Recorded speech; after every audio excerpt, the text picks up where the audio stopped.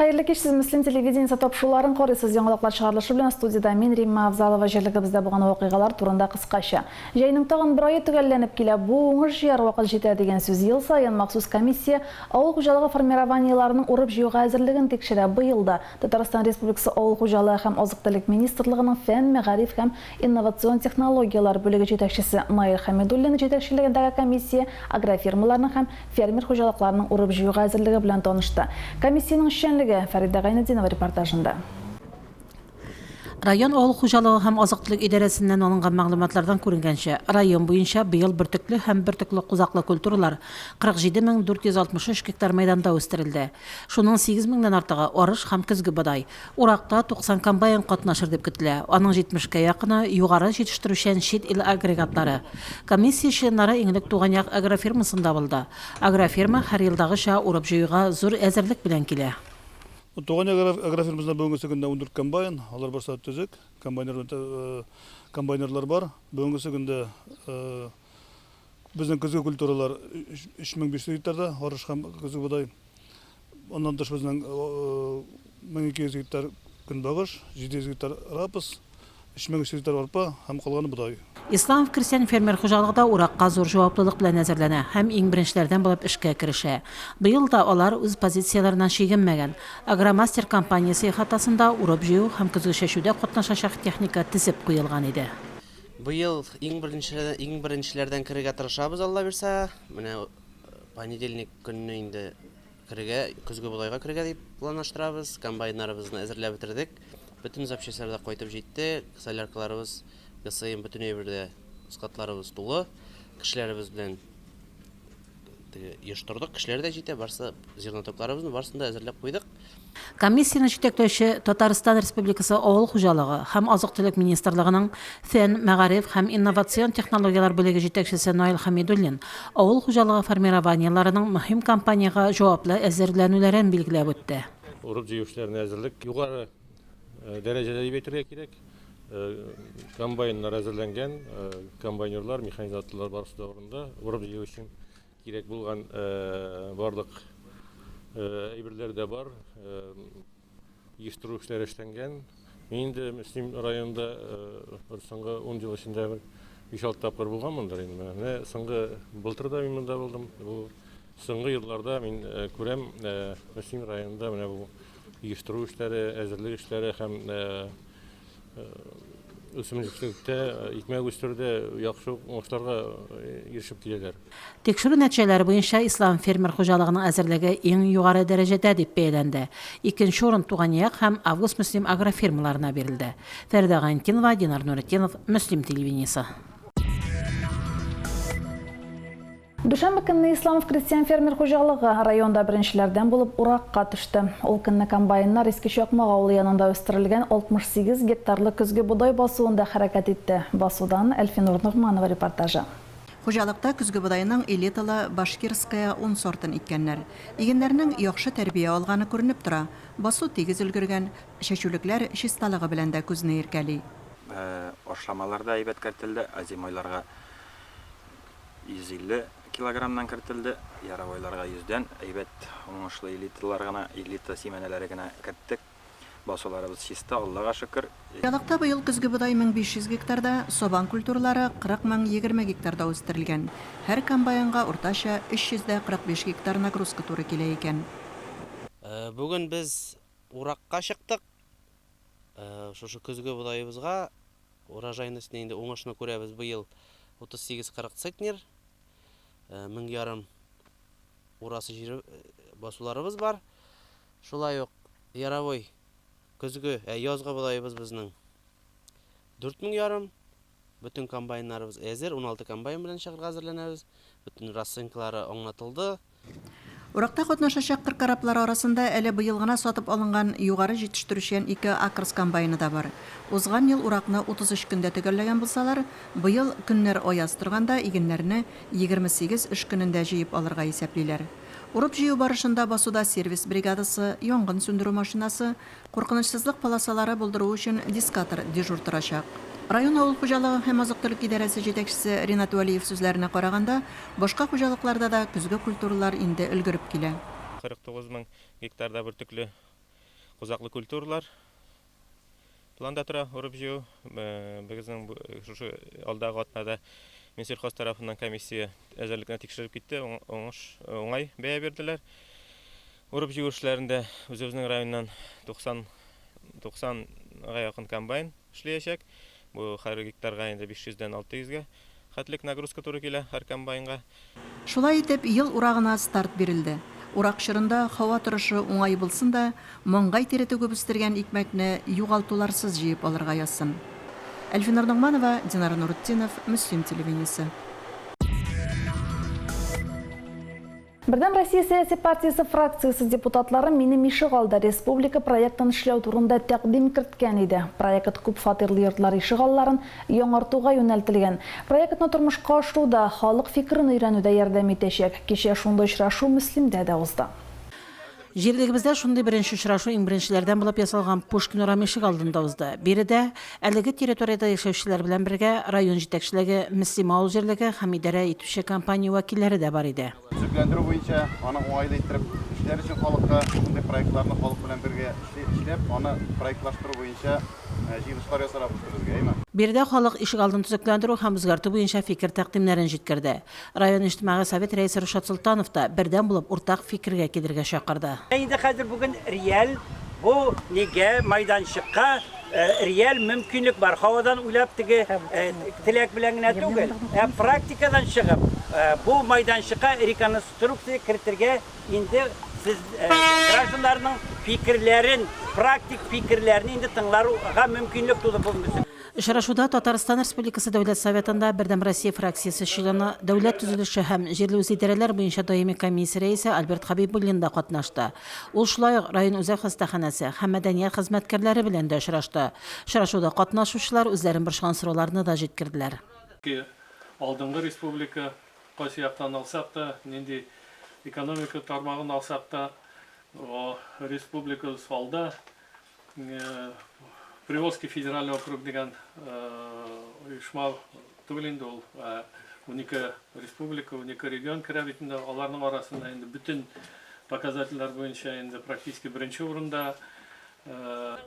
Очрашулар нәтиҗәле һәм файдалы узды. Очрашуда катнашучы һәркем үз тәкъдимен җиткерде. Димәк, киләчәктә күп фатирлы ишек аллары тагын да камилләшәчәк һәм яңарачак. Фәридә Гайнтинова, Динар Нуртдинов, Мөслим телевидениесе.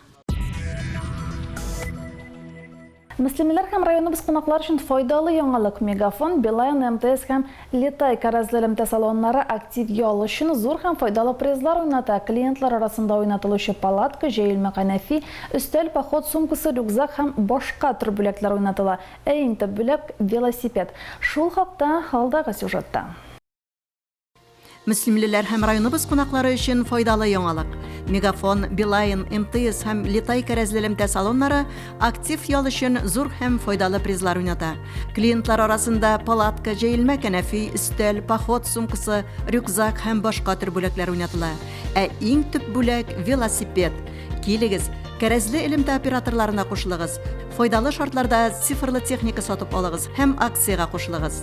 Күбрәк товар сатып алган сайын приз оту мөмкинлеге дә зуррак. Мегафон, Билайн, МТС һәм Литай салоннары югары сервис үрнәге булып тора. Белгечләр сезгә файдалы тариф сайларга, күңелегезгә хуш килүче товар сатып алырга ярдәм итәчәк. Бу МТС салонының эшләвенә мин бик канәгать. Кызлар да әйбәт эшлиләр, bütün тарифларны, bütün акцияларны аңлаталар. Миңа калса, мына Мегафон операторлары бик канәгать, алар халыкны шул чаклы итеп мөлаем итеп каршылаулар, озатып калалар. Салоннар бары тик югары сыйфатлы цифрлы техника гына тәкъдим итә һәм аларга 1 ел гарантия билгели. Моннан тыш киңәйтелгән гарантиядан файдалану һәм аны 3 елга кадәр озайту мөмкинлеге дә бар. Сезне Мөслим авылы Пушкин урамы 50-нче йорт адресы буенча урнашкан МТС һәм Мегафон элемтә салоннарында, Тукай урамы 56-нчы йорт адресы буенча Билайн, Пушкин урамы 30-нчы йорт адресы буенча урнашкан Феникс сәүдә үзәге бинасының 1-нче катындагы Литай элемтә салоннарында көтеп калабыз. Бүген авылларда атлар бетте диярлек, тик Карганмак ат спорты комплексы төзелә башлагач вазгыять үзгәрде. Бүген биредә тәрбияләнгән атлар төрле ярыш бәйгеләрдә катнашып призлы урыннар яулыйлар. Комплекс үзе дә көннән-көн үсә һәм киңәя бара. Башкарылган төзелеш эшләре белән спорт комплекс директоры Фазаил Валиев таныштырды. Күп эшләнде безнең менә сул як крыло дип әйтсәк инде төгәлләнде. Моның идәннәрен генә җәясе, ишекләрне куясы, основном бүлмәләрне ясап бетерәсе бар. Безнең анда инде балаларга класслар, ул өлештә класс, душевойлар, раздевалкалар, тренер бүлмәләре, ветеринар бүлмәсе, сауналар, атның душевойлары, bütün нәрсә шул як крылода инде. Һәммәбезнең ул як крылода укучы балалар, шөгыльләнә торган балалар, йөри торган атлар яши. Оргамак ат спорты комплексы бүген чынлап мәхәббәт бинага әверелеп бара. Комплекс территориясендә атларны әзерләү өчен 3 мәйдан булдырылган. Аларның берсе ябылы, калган икесе ачык мәйданчыклар.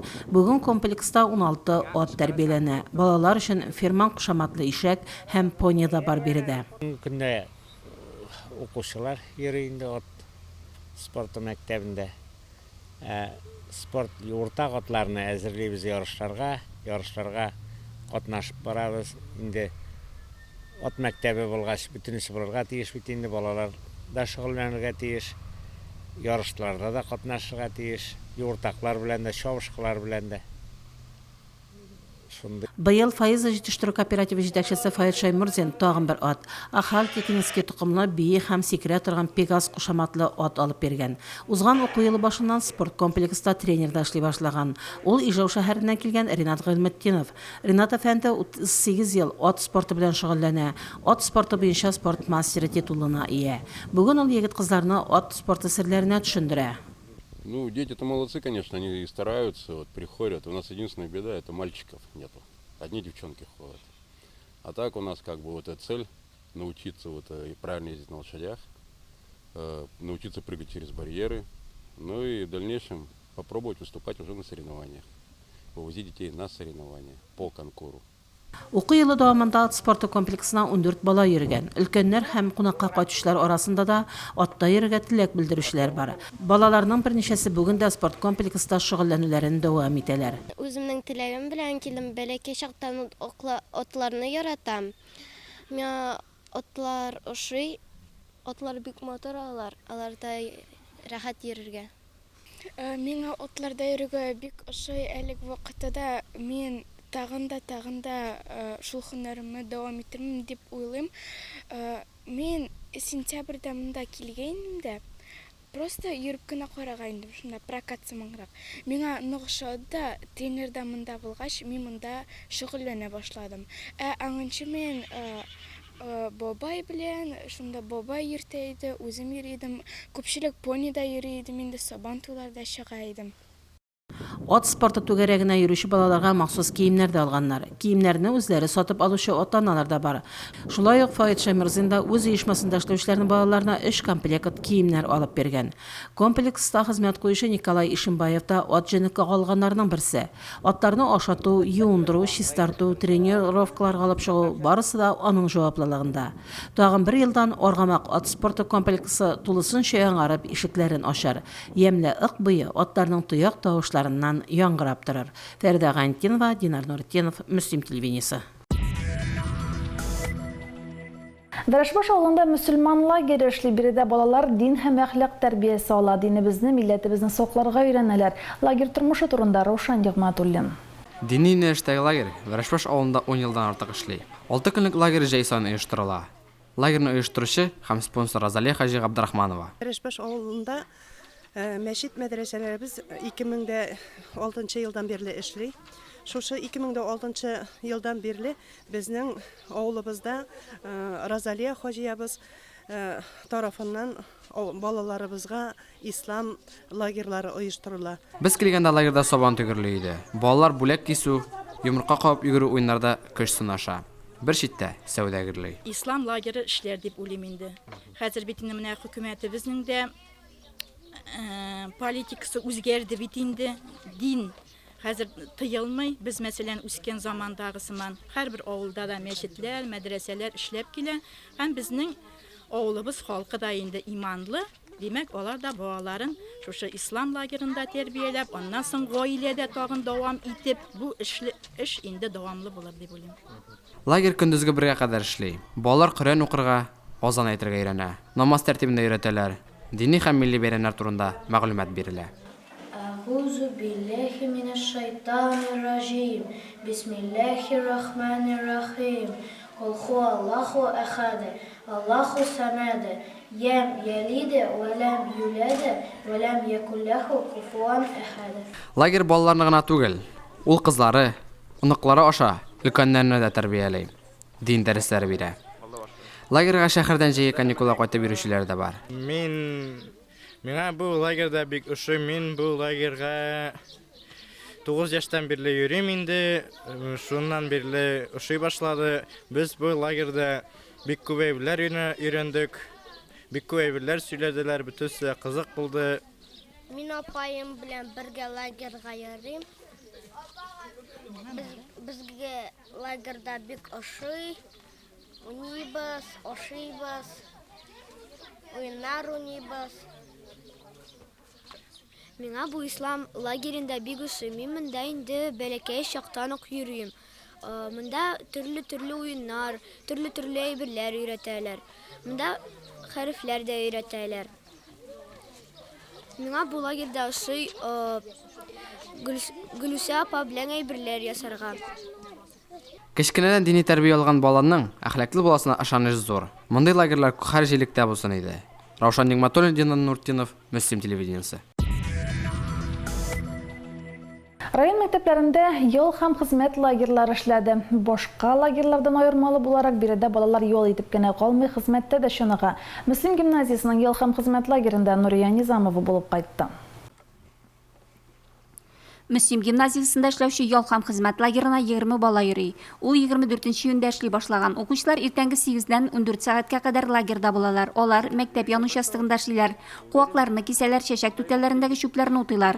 Моннан тыш басуда бәрәңгенең рәт араларын эшкәртү, мәктәп ихатасын чүп-чардан чистартуда лагерь чорында балалар өстендә. 24 июньнән 11 июльгә кадәр безнең Мөслим гимназиясында ял итү һәм хезмәт итү лагере башланды. Без монда ял белән хезмәтне бергә алып барабыз. Безнең монда пешекче апалар тәмле ризыклар белән сыйлыйлар. Безгә монда бик күңелле. Без монда төрле чаралар үткәрәбез, уеннар уйныйбыз. Бу лагерьга барлыгы 20 укучы йөри. Бик теләп, бик каты әйбәт эшләп йөриләр. Гимназия территориясендә дә эшләр бара. Гимназияның бакча территориясендә дә бәрәңге басу чистарту эшләре бара. Балаларга көнгә 2 тапкыр туклану оештырылган. Кайтып киткәндә укучыларга тагын тәм-томнар бирелә. Лагерда укучылар төрле уеннар уйныйлар, спорт белән шөгыльләнәләр, бассейнда су коеналар. Лагерда балаларның ялы хезмәт белән бергә бәйләп алып барыла. Нурия Низамова, Динар Нуртдинов, Мөслим телевидениесе. Хезмәттә чыныгып үскән балалар тормышта да сынатмый. Мөслимнән Айнур һәм Ленар Җәлиловлар хезмәтне дә ярата, спорт белән дә шөгыльләнә. 4 балага матур тәрбия биргән Гүзәл һәм Рөстәм Җәлиловлар гаиләсеннән безнең репортаж. Җәлиловлар гаиләсе төп йортта әби белән 20 елдан артык гомер кичерә. Люция кул эшләрен яратып башкара. Оныкларының сыйныф эшләрендә дә катнашырга онытмый. Оныгы укыган Мөслим урта мәктәбенең Дәвәниләр клубының актив әгъзасы да ул. Бу гаиләнең сәламәт яшәү өчен олыны олы, кешене кеше итә белеп яшәүе һичшиксез олы буын вәкиленең тәрбияседер. Өйләнешкәннән бирле балалар туганнан бирле бергә яшибез инде. Минем куласында үстеләр инде бу балалар барсы да 4 бала. Әниләре эштә булды, әтиләре эштә булды. Тәрбияле булып үстеләр инде, әти-әниләренең дә нык көчләре керде инде аларга. Гүзәл районның ветеринария берләшмәсендә ветсанитар булып эшли. Рөстәм районның яшелләндерү һәм төзекләндерү оешмасында эретеп ябештыручы. Бүген Җәлиловлар үз көчләренә салып кергән матур, ныклы йортта гомер кичерәләр. Гаиләдә, конечно, инде хөрмәт кирәк инде. Бер-берсен хөрмәт иткәч, балаларны күрәләр инде. Безнең талашу ни булмады. Даже ачулансак та инде без аерым бер бүлмәгә кереп китәбез, берсенә әйтәбез инде. Ну балалар кырында бер качан да тавыш ни күтәрмәдек. Хөрмәт инде, бер-берсенә хөрмәт. Ул балачага инде күрә инде шуны. Ике иштәләрен бизәгән дипломнар, мактау кәгазьләре, сертификатларның кубок медальләр бүләкләренең саны юк. Араларында иң кадерлесе Айнурның беренче җиңү өчен бирелгән бүләге. Гүзәләне һаман да иң кадерле ядкәр итеп саклый. Сөендем инде. улым малай беренче урын алгач Казанда бик сөйүндүк инде. Сәләте бар икән бу баланың. Ул бит ширләде, без аны ширләде. Шуннан соң без аны спортка бирдек инде. Шул спортка биргәчтен инде безнең ныгытып, сәламәт булып йөри башлады инде. Шуннан соң без сөйүндүк инде аны. Шуннан соң инде үзенең сеңлесен, бупайын тартып, киләчәктә менә бәләкәен дә бирәбез, Алла бирсә. Укуны да калдырмадылар, спортны да алып бардылар инде. Иң беренче аларга без әйттек, уку беренче, спорт аннан соң дидек. Шуңа күрә алар укуын да, спортны да бергә тигез иттереп, әйбәт иттереп барырга тырыштылар. Булай команда әйбәт укып жүргәләр, спортта да, укуда да инде. Аларның уңышлары өчен, укулары өчен сөйнәбез инде. Алар кеше булсын, тәүфыйклы булсын дип тырышабыз барыбыз да. Балачага тәүфыйклы булса, семьяга да шатлык, ата-энәгә дә шатлык, барыбызга да шатлык. Бүген Ленар Казан кооператив университетының 3-нче курсында белем ала. Уку йорты үткәргән спорт чараларында шәһәр күләм ярышларда да катнаша. Җәлиловларның кызлары Лилия да бадминтонда зур уңышларга ирешкән. Спортка килдем инде, абый кертте. Аннан соң Мустафа мені тренировать ете башлады. Шулай әкренләп урыннарда ала башладым. Мен Россия җыелма командасында хәзер шөгыльләнәм. Күп шәһәрләрдә урын алганнарым бар. Мен киләчәктә школа спортивный резервга китергә уйлыйм. Шунда тренировать итеп, укып Европа чемпионы булырга телим. Элек-электән балалар әти-әниле, әби-бабайлы тулы зур гаиләләрдә тәрбияләнгән. Үгет нәсихәт, тәрбия бирү, әхлак кагыйдәләрен өйрәтү бер кайчан да артык була алмый. Лилия Шәймиева, Динар Менхаҗев, Мөслим телевидениесе. Бүгенге шулар яңалыклар чыгарылышыннан соң сез Уразимәт үзешчәннәре концертыннан үзек карый аласыз. Мин Римма Авзалова сезнең белән сау булашам. Исән-имин булыгыз.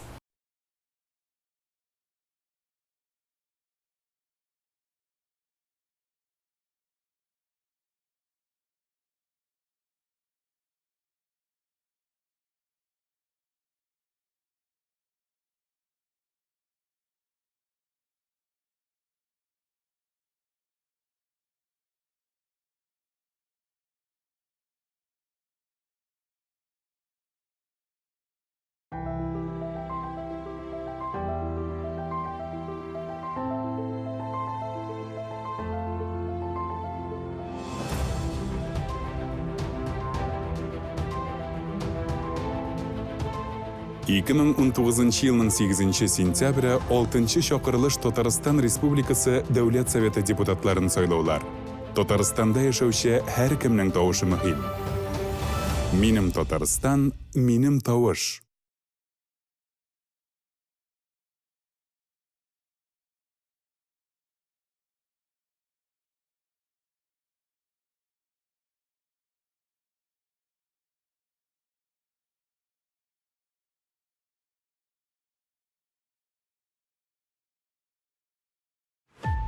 МЧС России предупреждает: не оставляйте детей без присмотра.